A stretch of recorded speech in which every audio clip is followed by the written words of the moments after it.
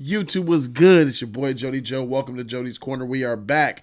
I am Jody Joe. Thank you guys so very much for watching Jody's Corner. If you ain't subscribed, click that subscribe button. Movie reviews every week. Thank you guys so very much for being here. This is going to be a movie review of Black and Blue. This movie stars Naomi Harris.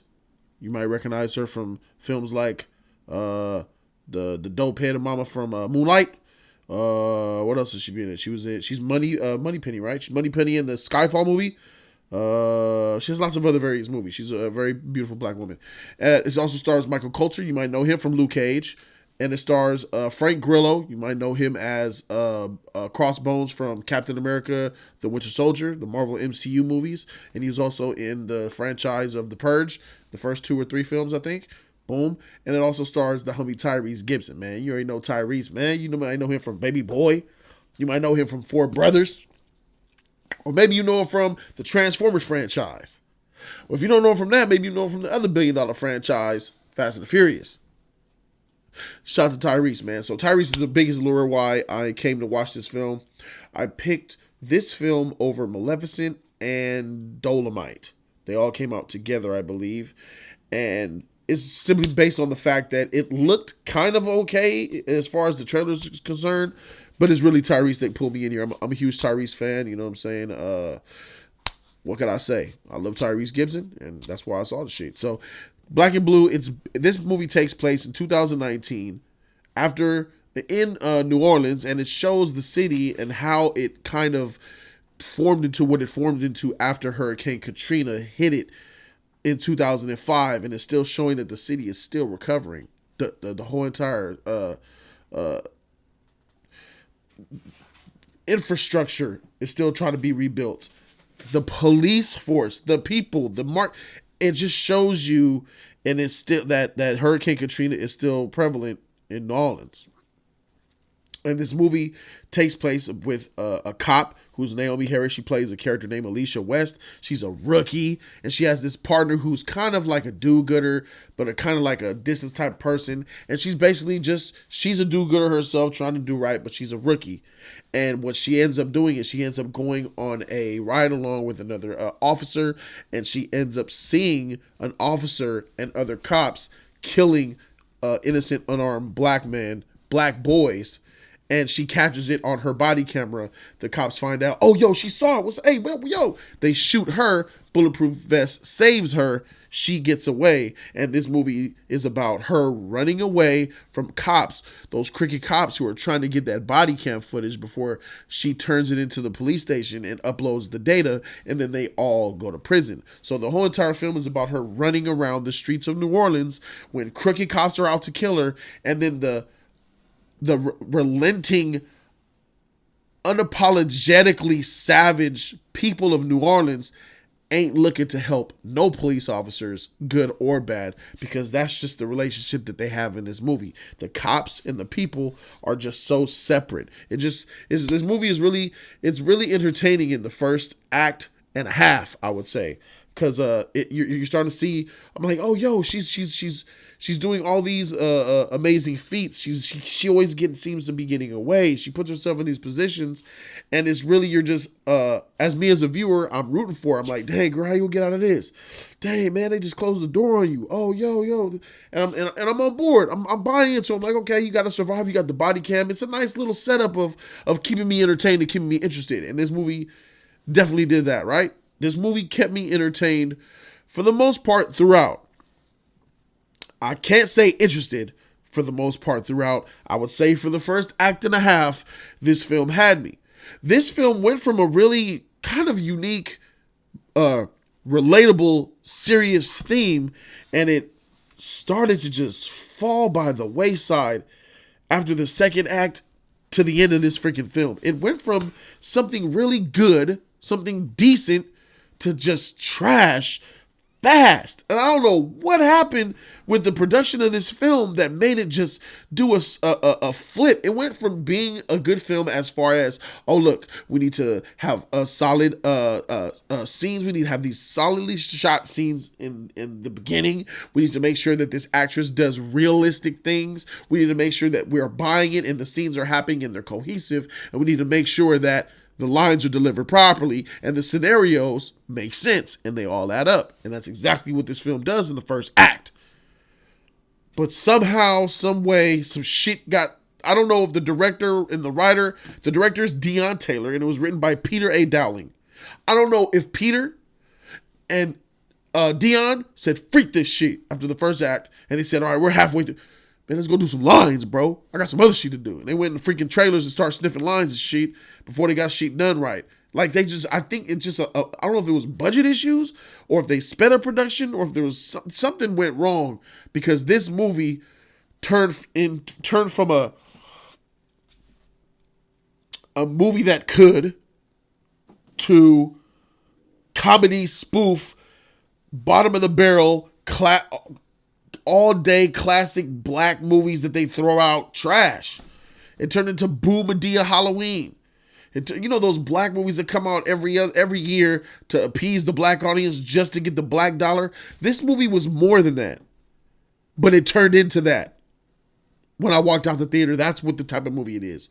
And that's what it is. I have, at the end of the day, Black and Blue is just another nigga movie for the black audience that are 30, 40, 50s and 60s and up. Oh, man, go girl. Oh, dude. Oh, it turned into one of those type of films. But it didn't start off as one of those type of films. It started off as, let me use an example. It started off Training Day. I'm not saying it's on the level of Training Day. I'm talking about the seriousness of it. It started off Training Day and ended up all about the Benjamins in a bad way. You know what I'm saying? And I'm like, what the freak? This is some bullshit, bro. So let's talk about the characters. Naomi Harris, throughout the film, she did a good job. She just had terrible scenes and terrible lines that she had to do, scenarios.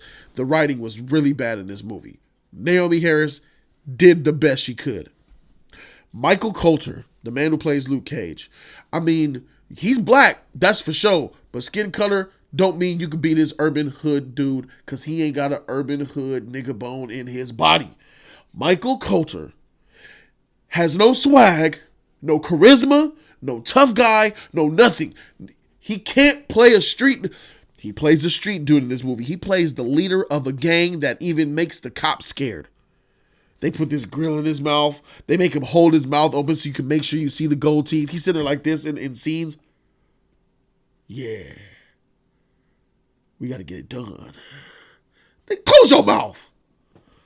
Got this mink on. He all big and black. But his lines are wooden because he's trying to be hood. And he ain't hood. And there's a difference, right? You ain't got to be hood. You could still be... If you're if you bring so much of yourself to a role, like let's like you're a well-spoken intellectual black man, and you come play a hood role, okay. Forrest Whitaker does it all the time. Forrest Whitaker, ping, I go from the last king of Scotland to the freaking dirty cricket cop from Street Kings.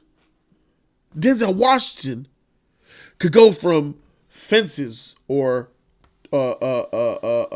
Glory to Training Day, bruh. Man on Fire to Training Day.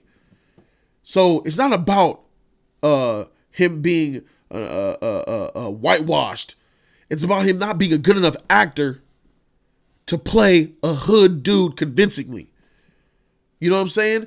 It shows the lack of acting chops that this guy has. He was trash as Luke Cage, not a street bone in his body. Yeah, I got to do what the people want. Sit down. Aren't you from Harlem? Where your accent? You don't even sound like you from Harlem. Sit down. I recently went to New York. That's why I was in Harlem, and I was like experiencing to listen to the New Yorkers and be like, Luke Cage don't belong. What Luke Cage? What, man? Watch out. But that's him. He's trash. He's just absolute garbage. I check him off my list, and especially if you see this film, you really know he's wasted. Frank Grillo, he plays the bad guy. He's one of the narcs that got saw on body cam. He's the leader of the bad guys who's running the dogs around to catch this chick. Frank Grillo, mail it in role, really bad scenes with him. His character was written terribly. I mean, some of the dialogue coming out these people's mouth is ridiculous. Frank Grillo's character, Terry Malone, trash. Let's move on to Tyrese. He played Milo. He's a store worker where the officer comes in to get help. And she kind of knows him from the past, so he kind of lends himself to help her out. And then they go on this crusade together. He's kind of like the big brother, and because he knows the hood and he knows the ins and the outs. And I think that Tyrese, no cap, I think Tyrese was the most viable part of this entire movie. Tyrese's character was the most on point, the most believable. He didn't go too insane. He didn't lose himself in the trash writing.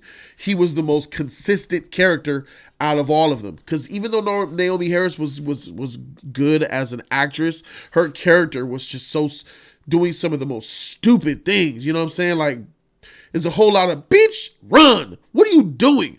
With Tyrese's character's like, Ty, oh, okay, for sure. Oh, hey, we laughing.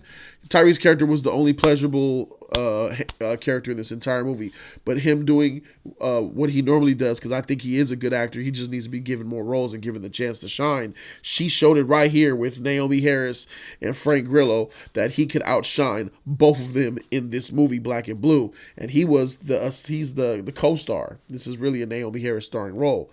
So, shout out to Tyrese, but even that isn't enough to save this movie, man. This movie doesn't really give me much to work with. It's not a film that I would say is good. It's not a film that I would say go watch, but it is a film that has a niche. This is just another niche movie. You know what this movie is? It's, black people want to see black people being black and do black things. So let's go ahead and let them watch Black and Blue, and we can just throw it out there and they'll watch it anyway. And I'm sad to say that's absolutely true. You could release a movie once a year, twice a year, just for the black people. It has a low grade script, low grade director, low grade score, low grade everything. Throw it to the niggas and the niggas will come. Just put black faces on the poster. And that's sad, but you ain't getting that shit from me. I give Black and Blue the grade that it deserves. A D+.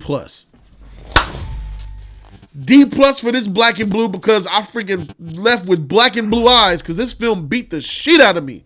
Intellectually, my brain is black and blue, swollen and all left up from watching this freaking movie, man. That's my take on it. D+ for Black and Blue. Sorry that I don't recommend going to see this, but if you're the type of person who likes these trash black movies, definitely go see it, because you're gonna have an amazing time. If you want to just turn your brain off and just see how bad a film is, or see what I'm talking about, it does have the entertainment value to it. So that's there. But when that third act hits, it gets so dumb. It turns into another movie, y'all. So I can't say I can't say go see it. Even though my man Tyrese is in it and he did his thing, I can't say go see it. But I just got to keep it 100 with y'all. Thank you guys so very much for watching. I'm Jody Joe. And I'm out this thing, man. Deuces.